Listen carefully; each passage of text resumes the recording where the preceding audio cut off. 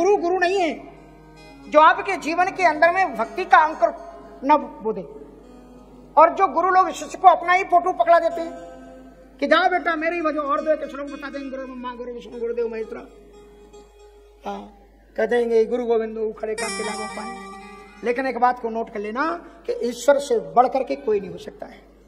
कोई भी ईश्वर में धरती में गुरु है तो गुरु भी ईश्वर की उपासना करके ही गुरु बनाए।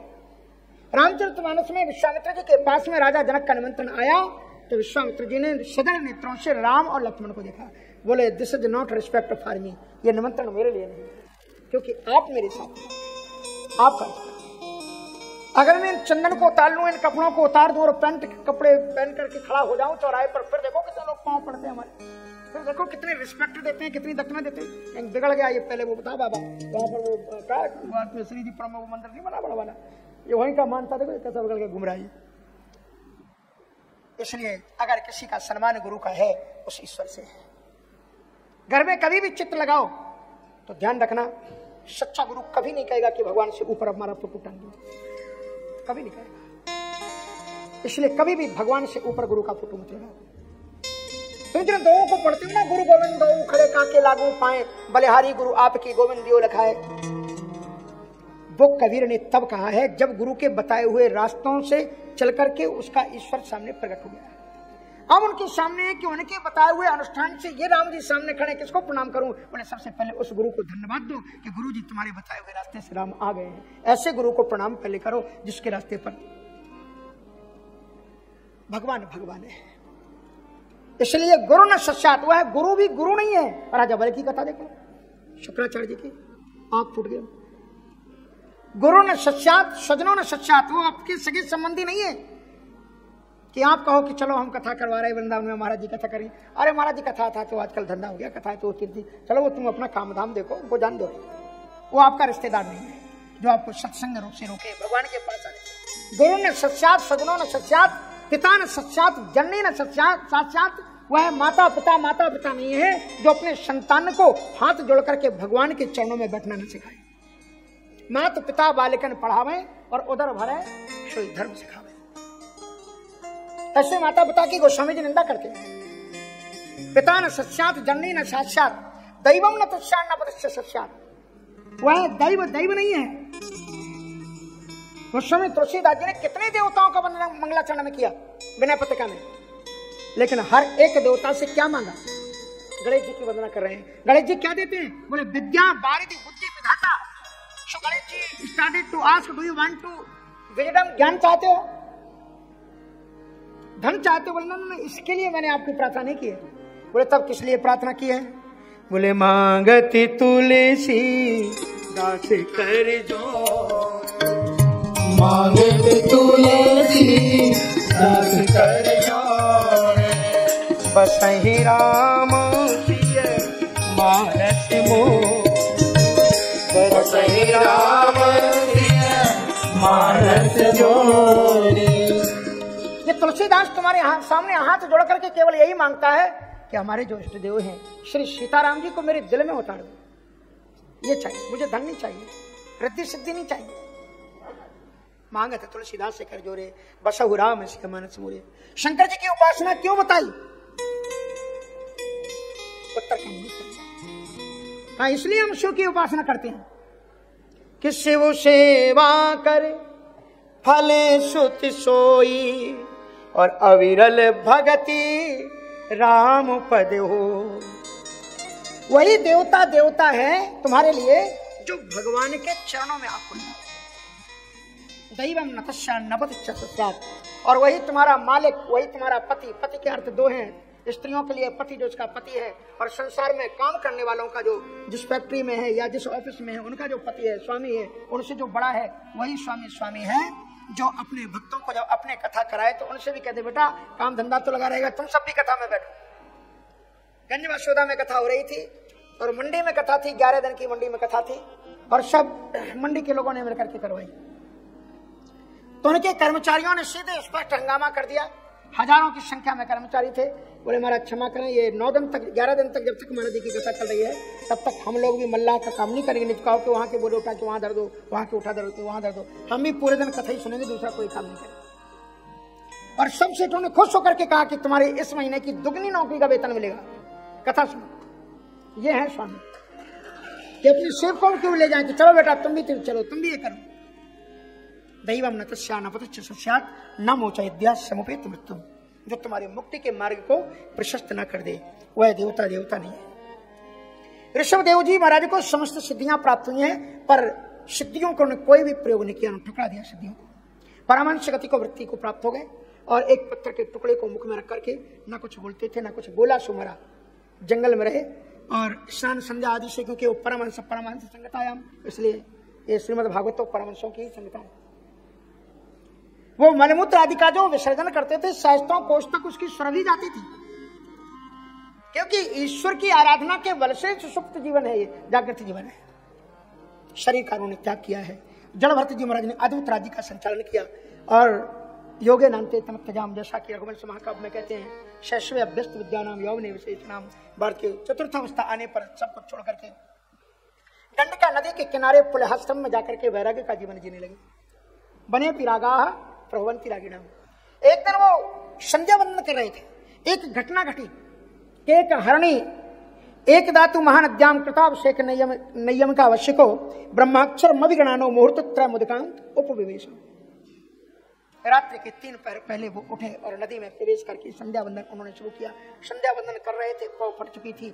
एक हरणी पानी पी रही थी। सिंह की गर्जना सुनने के बाद में उसने ऐसी छलांग लगाई कि उसके गर्भगत शिशु उनके गर्भ से निकल गया और देखते देखते वो नदी में गिर गया। और हरणी असमय में गर्भ प्रसव की वेदना से छटपटा करके उसने प्राणों का उत्सर्जन ऋषि के आंखों के सामने किया। माँ उसकी देखते देखते ऋषि के सामने खत्म हो गई। वो बच्चा बैठा हुआ उनके पास आया, अंजलि से टकराया, उनको लगा ये मेरी शरणागति आया है और उन्होंने ले लिया। देखो, माया भी 3 प्रकार की होती है। शतगुणी माया है। अगर महात्मा के जीवन में 2 चीजें प्राप्त हो जाएं कि दया और शांति, कि वो किसको वर्ण करें, तो महाराज महात्मा किसको वर्ण करेगा, दया को या शांति को? शांति को वर्ण करेगा, क्योंकि दया भी माया का एक कारण हो सकता है, एक रूप हो सकता है। तुम दया करोगे, एक ने निर्बल को मार दिया, अब आपको दया आएगी, आप उसे बचाने जाओगे तो उसका आपसे विरोध हो जाएगा, फिर अशांति आपके जीवन में आ जाएगी। ईश्वर की उपासना तो आपकी नहीं चलेगी ना। ऋषि को दया आई, वे हिरण के बालक को उठा करके ले आए। बहुत पुचकारते, अपनी गोदी में लेकर के लुरु लुरु करते, इधर उधर घुमाते, अपने हाथ से बांस की लकड़ी की कूप बना करके उसे दूध पिलाते, अपने हाथ से जा करके हरी हरी घास उखाड़ करके उसे खिलाते। मृग छोना धीरे धीरे बड़ा होने लगा। जब वो संध्या वंदन करने के लिए बैठे तो सामने बैठ जाता, उन्हें लगता देखो बच्चे की तरह तो है, कैसी आंख बंद करके बैठा हुआ है। और जब वो आंखें बंद कर लें, उसकी तरफ ना देखें, थोड़ा सा उठे और अपने सींग से उनकी जटाओं को ऐसे ऐसे कुरेदे और हर हर करके उनकी जटाएं नीचे गिर जाए और डांट करके उसको देखे तो फिर चुप्पी से होकर के बैठ जाए। तो महात्मा को बड़ी बनता, कितना आज्ञाकारी है। आहा, घर के बच्चों की आज्ञा को छोड़कर क्या है, बाकी चक्कर में पड़े।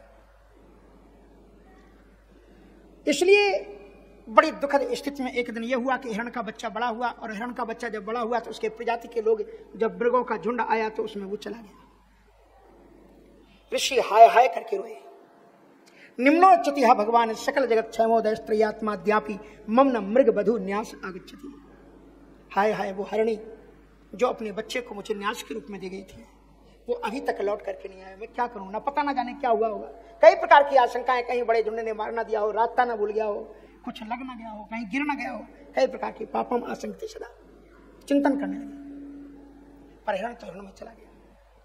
संसार के लोगों की आशा न किया करना, जब जब मन विचलित हो हरि नाम लिया करना।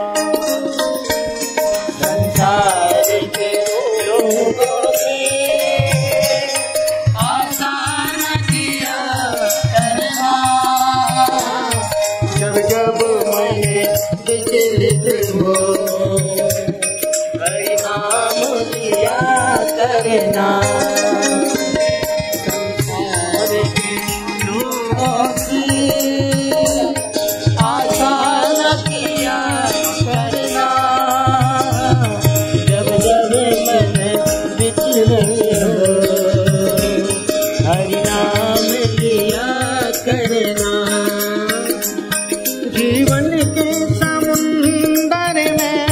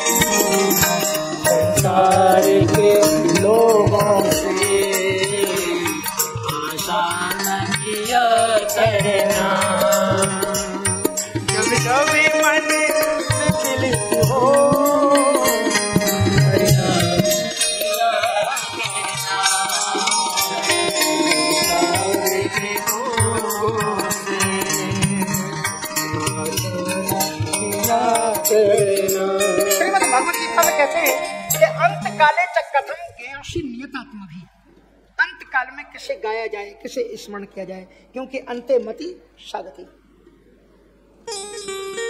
महर्षि जड़भरत जी मृग के हरण के बच्चे का चिंतन करते हुए शरीर का उत्सर्ग किया, इसलिए परिणामतः वे हिरण योनि में ही पैदा हो गए। तो क्या उनकी की गई जब तप साधना सब नष्ट हो गई? बोले नष्ट नहीं हुई। जैसे तुम्हारे पाप नहीं नष्ट नहीं होते तो भक्ति कैसे नष्ट हो जाएगी? भक्ति का फल यह मिला कि वे हिरण योनि में, एक पशु योनियों में जन्म लेने के बावजूद भी उन्हें पूर्व जन्म की स्मृति बनी रही। जब ईश्वर परम कृपा करते हैं तो प्राणी के पूर्व जन्म की विस्मृति नहीं होने देते। इसलिए काव्य जी पर भी जब भगवान शंकर जी ने कृपा की तो यही कहा कि कवने जन्म मिटाए नहीं ज्ञान, सुने शूद्र मम वचन प्रभाना। और यही परिणाम होता है कि उन्हें हिरण योनि में भी यह ज्ञान रहा कि किस कारण से मैं इतना बड़ा ऋषि साधना में लगा हुआ और पतित हो गया, हिरण में आकर के योनि में जन्मा। इसलिए वो हरी हरी घास नहीं खाते थे, ईश्वर का चिंतन करते थे, एकाकी विचरण करते थे। और पुनः वे पुलहाश्रम गंडका नदी के किनारे आए हैं और वहां पर हिरण्यगर्भ शालिग्राम शिला को मुख में रख करके एकादशी के दिन उन्होंने अपने मृग शरीर का भी परित्याग किया है। उसके बाद में वो ब्राह्मण समाज में उत्पन्न हुए, फिर भी उन्हें पूर्व जन्म की स्मृति बनी रही। इसलिए जन्म लेने के बाद में वो ज्यादा बोलते नहीं के थे, क्योंकि जो बोला सो मरा, पागलों जैसी हरकत करते थे। उनके पिताजी ने बहुत कोशिश की कि वेद वेदांत का इन्हें शास्त्रज्ञ मर्मज्ञ बना दे, पर उन्होंने जानबूझ करके नाटक किया अनजान बनने का। मलिन वस्त्रों में रहते और जैसे तैसे करके उन्होंने 6 महीने में गायत्री मंत्र को याद किया। यज्ञोपवीत शोभित होता था, गायत्री मंत्र रहता था।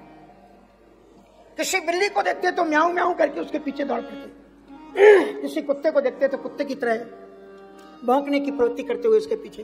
भाइयों ने सोचा ये तो पागल हो गया है। गांव के लोग पागल समझ करके अपना अपना काम, किसी ने कहा मेरे गोबर को फेंक दो, तो किसी ने कहा मुझे पानी भर लाओ, किसी ने कहा मेरे पशु चरा लाओ। तो भाइयों ने सोचा, पिताजी तो उनके चले गए, भाइयों ने सोचा कि जब ये दूसरों का काम करता है तो अपना ही काम कराओ। तो उन्होंने खेत की रखवाली में उनको लगा दिया। और खेत की रखवाली के लिए जब वो गए तो ऐसा मंत्र पढ़ते थे महाराज कि दूसरे के, अपने खेत के पक्षी तो उस खेत में खाते ही थे, जो पास पड़ोस के खेतों के भी पक्षी थे ना, वो भी उन्हीं के खेत में आकर के मौज मस्ती के साथ में दानों को चुगते थे। ऐसा मंत्र ही बोलते।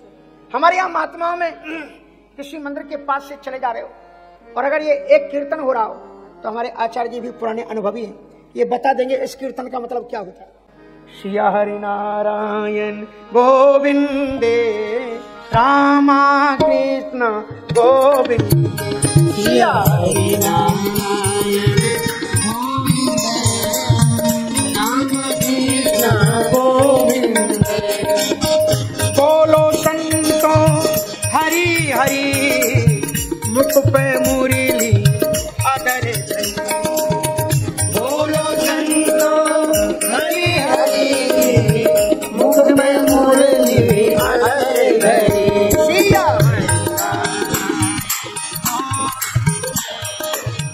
राम कृष्ण गोविंद, सिया हरि नारायण गोविंद राम कृष्ण गोविंद। अगर ये कीर्तन हो रहा है तो इसका मतलब क्या होगा महाराज? भंडारा चल रहा है। घुस जाओ अंदर आराम से। ये पंगत में जब बैठ जाते हैं ना तो पारस जब तक फिरती नहीं है, उसके पहले ये जब पारस फिरने लग जाती है तब ये शुरू होता है। पहले सीताराम सीताराम राधे श्याम, और जहाँ से पड़ोसी शुरू होगी उसके बाद में सिया हरि नारायण गोविंद, श्री रामा कृष्ण गोविंद। और इस प्रकार से मधुर संकीर्तन का मतलब ये होता है कि उनको बुलाया जा रहा है। महाराज तो और भी चिड़िया आकर के, अब उसके बाद में एक दस्युओं का श्रोमणी था और उसने देवी के पूजन में नरबली को तलाश करके बांध करके रखा था। संयोग से मौका पाकर के, नरबली मानी समझ गए ना, मनुष्य की भी बलि दे देते थे, तो ऐसा जो था उसको नरबली को उन्होंने देखा कि रखा था, वो मौका पाकर के भाग गया। और मौका पाकर के जब वो भागा तो उसके बाद उन्होंने कहा दूसरा कोई तलाश करके लाओ। तो महाराज मस्त मौला संत लोग दुनिया की नजर में बड़े चुभते हैं। इनको देखा कि बड़ी चांदनी शुभ्र रात्रि और ये बैठे हुए हैं, सो उन्होंने तत्काल उन्हीं को धर पकड़ा और ले गए उनको पकड़ करके। और पकड़ करके जब वो ले गए तो वहां पर उन्होंने, अब वो कुछ बोलते ही नहीं थे, उनको स्नान कराया, नहलाया, धुलाया, क्योंकि जब किसी की बलि दी जाती है तो सब कुछ किया जाता है, पवित्र बनाया जाता है, ऐसे नहीं प्रोक्ष नहीं करते। उन्होंने कहा उनको नहलाओ धुलाओ, चंदन अंदन लगाया, माला पहनाई। ज्यादा सत्कार मौत को आहूत करता है, सावधान रहना। अगर कोई ज्यादा सम्मान करे तो नवन नीच के अति दुखदाई। जब कपिल गाल है, जब वो शेर आक्रमण करता है ना, छलांग लगाता है, तो पहले दोनों अगले वाले पांव धरती पर ऐसे रख करके नीचे झुकता है, फिर जंप मारता है। सो गाय बेचारी रमा रही, सोच रही कि हमको साष्टांग दंडवत प्रणाम कर रहा है, और उसको मालूम नहीं कि छलांग लगा करके अभी हमारे ऊपर आक्रमण करने वाला है।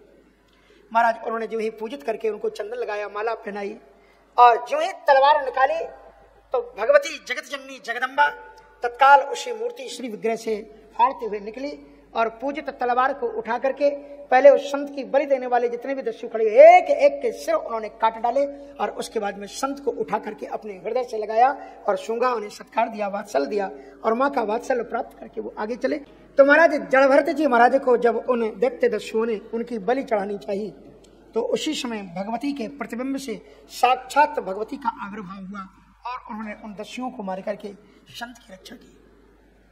जो अपराध भगते कर करई, राम रोष पावके सो जरई, साधु अवज्ञा कर फल ऐसा, जरय नगर अनाथ कर जैसा। देवी का लाड़ प्यार पाकर के जड़भरत जी महाराज चले जा रहे थे। चिंतन कीजिए कि संत हिरण का सानिध्य पाकर के हिरणगति को प्राप्त हो गया, लेकिन वो जो हिरण का बच्चा उसे संत का सानिध्य मिला, वो क्या हुआ? वो मनुष्यों में श्रेष्ठ नरश्रेष्ठ एक राजकुमार राजा बना, सौवीर देश का, और उसका नाम हुआ रहुगण। किसका? वो हिरण का बच्चा। संत के लेप में, संत की गोद में सानिध्य पाया था, उसने ब्रह्म तत्व को जानने की जिज्ञासा मन में जगी। बिंदु सरोवर पर कपिल देव महाराज की शरणागति में जाकर के ब्रह्म तत्व प्राप्त करना चाहते थे। पालकी में बैठे हुए थे, 4 कहार उसको उठा रहे थे। एक कहार बीमार पड़ा तो उसकी जगह उन्होंने जड़भरत जी को लगा लिया। जड़भरत जी महाराज चींटी के ऊपर भी पांव नहीं रखते थे, वे थोड़े हिले डुले। तो उसने डांटा कहारों को, तुमको दिखाई नहीं पड़ता मैं बैठा हूं और तुम इस तरह से विषम तरह से क्यों चला रहे हो? कहा महाराज इसमें हमारी कोई गलती नहीं, ये गलती इससे जो नया कहार आया इसकी गलती है। उन्होंने डांटा, क्यों बता मरे, तुम जीवन में तो माम कदर थी करते, भरती शासन मत चल से तुम मुझके मेरा अपमान करके भर्ती माने अपने स्वामी के अनुशासन का उल्लंघन करते हो, इसलिए तुम जानते नहीं हो। प्रमत्त सचते करूंगी चिकित्सा, मैं तेरी अभी चिकित्सा कर दूंगा। चिकित्सा किसकी तुम चिकित्सा करोगे? उन्मत्त मत्त जड़वत संस्थाम गत समय वीर चिकित्सतेन अर्थात ज्ञान भवता शिक्षितेन स्तब्ध प्रमस्त पृष्ठपीसा। तुम किसकी चिकित्सा करोगे? शरीर तो मैं हूं नहीं, और आत्मा को तुम छू नहीं सकते हो। बड़ी सुंदर बात उन्होंने कही कि ये मिट्टी की धरती पर मिट्टी के 4 कहार, और चारों कहारों के कंधे पर मिट्टी की ये पालकी, और इस मिट्टी की पालकी के अंदर तुम मिट्टी का एक लोढ़ा है। मिट्टी के ऊपर मिट्टी का भार कैसे? इन तत्व में शब्दों को श्रवण करके राजा रहुगण समझ गए, ये तो बहुत बड़ी कोई ज्ञानी है, जिनके कंधे पर लग करके मैं चल रहा हूं, तो बहुत बड़ा पाप है। उतर करके आए, झांक करके देखा, यज्ञोपवीत दिखाई पड़ा, चरणों में गिर पड़े और कहते हैं, ना हम विशंके सुर राज वज्रान, ना तच्छ शूलान नयवश्य दंडात, नागनर के सोमा नील वित्र पास्ता छंके वृषम ब्रह्म कुलाब। महाराज कहते हैं कि मैं जितना देवराज इंद्र के वज्र से नहीं डरता, भगवान शंकर के त्रिशूल से नहीं डरता, मैं अग्नि से, पवन से, हवा से नहीं डरता, जितना कि मैं यज्ञोपवीत धारण करने वाले ब्राह्मणों से मैं डरता हूं। इसलिए क्षमा कीजिएगा, मुझसे अपमान हो गया जो मैं आपके कंधे पर चला, पर आपने ये जो कहा कि पृथ्वी पर पृथ्वी का भार कैसा, ये बात समझ में आई नहीं। अगर जलती हुई चूल्हे के ऊपर में बटलोई रखी जाएगी तो उसमें वो बटलोई गर्म होगी कि नहीं होगी? बोले होगी। उसमें भरा हुआ पानी गर्म होगा कि नहीं होगा? बोले बिल्कुल होगा। बोले फिर उसके अंदर जो चावल है, चावल भी पकेंगे कि नहीं पकेंगे? बोले बिल्कुल पकेंगे। कहा जब शरीर पर भार होगा उससे प्रभावित इंद्रियां होंगी, और इंद्रियों के बीच में ही तो मन है ना, तो वो आत्मा भी प्रभावित होगी कि नहीं होगी? महाराज हंसे और बड़ा फटकारा, कहते अकोविदा कोविद वादान वदस्यतो नीति विदाम वरिष्ठा। हो तो तुम पक्के मूर्ख, पर विद्वानों की तरह बात करते हो। ने नानास्ति किंचन शब्द को रटने से कोई वेदांती नहीं हो जाता। आम ब्रह्मासी के मंत्र को उच्चारण करने से कोई ब्रह्म तत्व का वेत्ता नहीं हो जाता। तुम्हारे ये रटे हुए शब्द वाक्यों से, डायलॉगों से तुम ब्रह्मज्ञानी नहीं हो जाओगे। जितने भी तुमने उदाहरण दिए हैं ये सब कोई मेल आत्मा के साथ में खाते नहीं है, क्योंकि ये पंच तत्व से संबंधित है और पंच तत्व का संबंध केवल शरीर तक जाता है। तुमने अग्नि का उदाहरण दिया, बटलोई का उदाहरण दिया और अन्न का उदाहरण दिया, पर आत्मा से इनका कोई संबंध नहीं है। जैसे कि एक नदी के किनारे पर लगा हुआ एक वृक्ष सावन के समय पर उफड़ करके चलने वाली नदी में उसकी छाया पड़ती है, वृक्ष की छाया, पर क्या छाया उस वृक्ष के साथ में बहती है? नहीं बहती। क्यों नहीं बहती? उसकी छाया है जरूर उस पानी पर, लेकिन उसने संबंध अपना वृक्ष से जोड़ रखा है। उसी तरह से ये आत्मा है जरूर पंच तत्व से निर्मित शरीर के अंदर में, लेकिन वो ईश्वर अंश जीव अविनाशी है। इसलिए स्थाल्यग्नि तापात पैसो वितापस तत्तापत तंडुल गर्भरंदी और देहेंद्रिया श्वास सन्निकर्षात् तत्संस्ति पुरुषानुरोधात्। जिस प्रकार से हजारों हजारों भरे हुए घड़ों के अंदर में जो शीतल जल है उसमें सूर्य की छाया उतरती है और उसकी सूर्य की छाया से उस जल की शीतलता पर कोई भी प्रभाव नहीं पड़ता, उसी तरह से आत्मा के ऊपर संसार के कर्म बंधनों का कोई प्रभाव उसके ऊपर नहीं पड़ता। फिर उन्होंने भवाटवी आदि का वर्णन किया, बहुत सुंदर वर्णन किया है। और फिर वो चरणों में गए, पड़े नमो नमः कारण विग्रह स्वरूप तुक्षीकृत विग्रह नमो धूत बंधुलिंग नित्यानुभाव भवा नित्यानुभवाय तुभ्यम, बहुत सुंदर वर्णन किया है। और फिर उन्होंने 27 नरकों का वर्णन किया है और 27 नरकों के वर्णन को श्रवण करके परीक्षित कांप उठे हैं, कहा कि यदि किसी से ये पाप हो चुके हो तो क्या वो पाप से निवृत्त हो सकता है। और इसी के उत्तर के संदर्भ में 6वां स्कंद शुरू करते हैं। 6वें स्कंद में पुराण का जो चौथा लक्षण है पोषणम मदनुग्रहम, अत्र सर्गो विसर्ग स्थान पोषणम मदनुग्रहम। ये जो भक्ति है इस भक्ति का पोषण ईश्वर की कृपा से ही होता है। हम जो कुछ करते हैं वो भक्ति नहीं हो सकती, पर हम जो कुछ करें उसे ईश्वर चाहे तो उसे भक्ति मान सकता है। न जाने कौन से गुण पर दयानिधि रीझ जाती है। और फिर वो कहते हैं इस श्रीमद् भागवत महापुराण के इस 6वें स्कंद में भगवान ने अहित की अनुकंपा 3 लोगों पर की है, एक मनुष्य पर और देवताओं पर और एक दैत्य पर। 3 प्रकार के प्राणी, तीनों पर। मनुष्य का उदाहरण देते हुए कहते हैं अजामिल की कथा। अजामिल कोई सत्संगी नहीं था, हिंसक व्यक्ति था, ब्राह्मण होते हुए भी गुरुकुल में उसका आचरण बिगड़ गया। ध्यान रखना, गुरुकुल में भी जो बच्चे संयम के साथ में नहीं रहते, गायत्री मंत्र का जाप नहीं करते, अपने से बड़ों के अनुशासन का पालन नहीं करते, वो गुरुकुल में रहते हुए भी राक्षस गति को प्राप्त हो जाते हैं। गुरुकुल में पलता था, समुदाय एकत्र करने के लिए गया, चांडाल पति पत्नी का आपस में प्रेमालाप देखा, विषयासक्ति जागी, अपनी श्रेष्ठ पत्नी को छोड़ा और चांडालनी वैश्या को अपने घर में रख लिया। हिंसा वो करता था, जुआ वो खोलता था, सब कुछ जो महापाप धुंधकारी के बताए गए वो उसके अंदर भी है। पंचोग्र पापाच्छल चंद्रकारिणा। लेकिन संयोग बस गांव में संत आए और गांव के लोगों से उन्होंने पूछा कि महाराज रात्रि हो गई, कोई भक्त का घर हो तो बता दो। कहां चले जाओ? भक्तराज अजामिल के यहाँ पर। अब अजामिल कोई भक्त तो था नहीं, पर उचक्के बदमाश मिल जाते तो महात्माओं के साथ में भी मजाक कर बैठते। तो वो महात्मा लोग, अजामिल तो हिंसक था, कसाई था, लोगों को मारता था, लूटता था, जुआ खेलता था, शराब पीता था, परस्त्री गमन, काय का महात्मा। पर महात्मा आए, दरवाजा खटखटाया, वैश्या ने दरवाजा खोला, देखा दरवाजे पर संत खड़े हैं, आश्चर्य में डूब गई। तो महात्मा ने पूछा भक्तराज अजामिल का घर यही है क्या? उसका सिर चकराने लगा, ये भक्तराज कब से बन गया? मेरा पति। समझ गई, इनका उपहास लोगों ने उड़ाया है। पर लोगों ने इनका भले ही उपहास उड़ाया हो, पर हमारे तो भाग्य के दरवाजे खुल गए ना। संतम समीपे रमणम रतप्रदम नित्यप्रदम वित्तविदम। संतों का सानिध्य आज प्राप्त हो गया। अजामिल और उस वैश्या ने इतनी तन्मयता के साथ में 7 दिन तक संतों की सेवा की। ध्यान से सुनना इस कथा को। जब संत चलने लगे तो रो रो करके उन्हें पूरी कथा बताई कि हम कोई भक्त नहीं हैं, लोगों ने छल करके हमारे यहाँ भेजा। पर 7 दिन में आपका जो कीर्तन सुना, जो ठाकुर जी हमारे घर में विराजमान हुए, हमारे मन में भी पवित्र आत्मा जगी। क्या हमारा भी मुक्ति हो सकती है? क्या कोई साधन है जिससे मानव जीवन साधन करे, सफल कर ले? तो उन्होंने कहा नारायण नाम धरो गर्भ बालपात की। अब इसकी गर्भ में जो बच्चा, अंतिम बच्चा, इसका नाम तुम नारायण रखना। ऐसे तो तुम भगवान का नाम नहीं जपोगे, और बच्चे को तो बार बार पुकारोगा ना, नारायण नारायण नारायण कहकर। और भाव को भाव अनख आलस हूं नाम जपते। एक दिन ऐसी स्थिति आई कि अजामिल का अंतिम समय आ गया और यमराज के दूतों ने उसे जकड़ लिया। भयानक दूत उनके स्वरूप को देख करके उसके वस्त्र मलिन हुए और चीख पड़ा अपने बच्चे के नारायण नारायण मेरी रक्षा करो। दूरे क्रीडन कह सकतम पुत्रम नारायणा होयम, नारायण के आवाहन किया। पर वो बच्चा तो मस्ती में था, पिताजी तो चिल्लाते रहते। छोटे बच्चे भी जब जान जाते हैं ना कि बच्चे ज्यादा चिल्लाते हैं पिताजी, तो फिर वो चिल्लाते रहते, सुनते नहीं होंगे, वो मस्ती में रहा मस्ती। लेकिन बच्चे ने तो नहीं सुना। लेकिन भगवान तो सर्वांतर्यामी है ना, सर्वांतर्यामी भगवान के दूत वहीं पर थे। वे तत्काल वहां पर आए और यमदूतों के पासों को तोड़ दिया, उन्हें प्रताड़ित किया और अजामिल को उनके बंधन से छुड़ा दिया। साक्षात हुआ उनका यमदूतों के साथ में। कहा तुम इसे क्यों छुड़ा रहे हो, कोई भक्त नहीं है।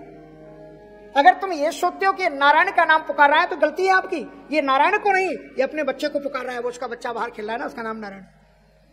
तो भगवान के दूतों ने कहा हम तुम्हारी तरह अल्पमति के नहीं हैं।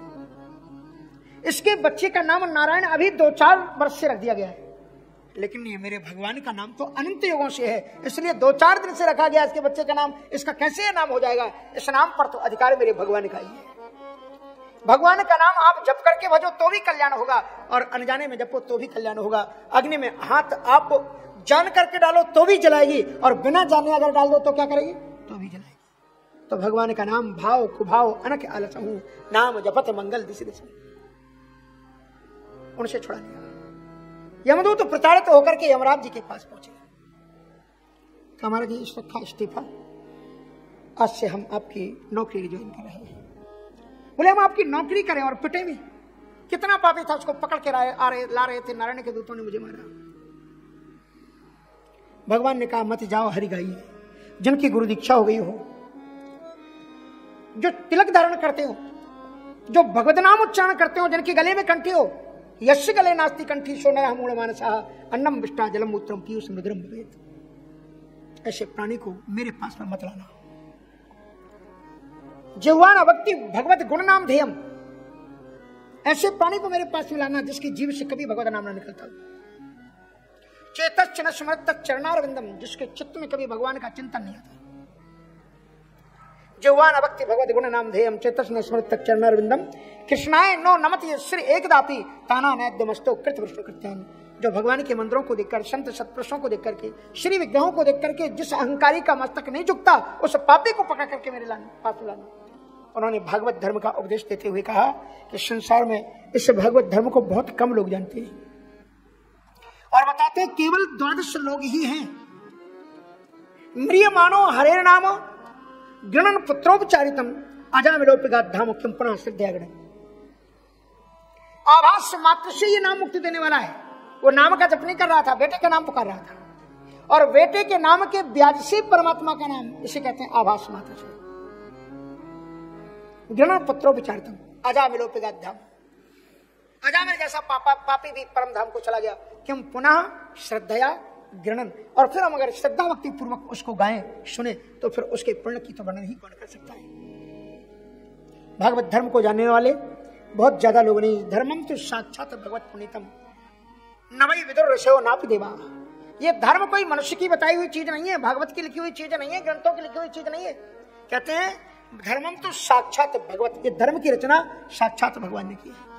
नवई विदुर ऋषयो नापि देवा, न विद्वानों ने, न ऋषियों ने, न देवताओं ने, न सिद्ध मुख्या मनुष्या कुतश्च विद्याधर चरणादया। विद्याधर आदि इसकी क्या करेंगे।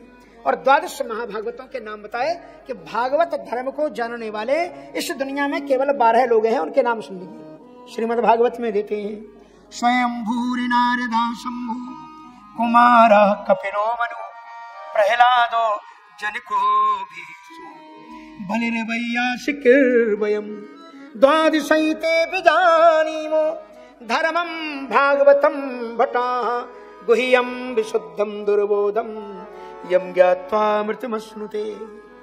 स्वयंभू मानी ब्रह्मा जी धर्म तत्व को जानते हैं। नारदा मानी इसके बाद नारद जी भागवत धर्म को जानते हैं।